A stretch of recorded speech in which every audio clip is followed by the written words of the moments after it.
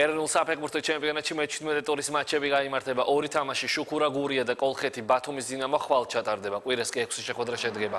ზესტაფონი ჩიხურას მიიღებს ვიჯორჯია, სამტრედია შეხვდება, დილას მეტოქე ტორპედო იქნება. მეტალურგის ზუგდიც უმასპინძლებს, მერანი ცხინვალს დაუპირისპირდება.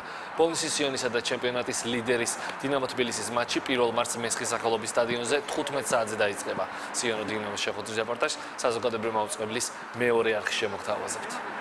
ისეთ სიტუაციაში ბოლნისიონი ყველა თამაშზე მოსაგებად უნდა გავიდეთ, იმიტომ რომ საიტნოტში ვართ, ადგილების ქვემო ძალიან დაძაბული სიტუაცია სატურნო ცხრილიდან გამომდინარე და ამიტომ ყველა თამაში ვეცდებით რომ ქულა ან მოგებაზე ვითამაშოთ. აქედან გამომდინარე, რა თქმა უნდა, ძალიან კარგი მოწინააღმდეგე იყო დინამო თბილისი, ძალიან კარგ ფეხბურთს აჩვენებს. ყველა ფეხბურთელისთვის საქართველოში მით უმეტეს დინამოსთან თამაში აცმაგად სასიხარულოა. თანიქ ვიყავი რამოდენიმე თვე. საკმაოდ კაი გუნდია, კარგად დაკომპლექტებული და რავი, ბიჭებიც მომდომებულები არიან, ეხა ყველაფერს გავაკეთებთ იმისთვის, რომ დადებით შედეგს მივაღწიოთ.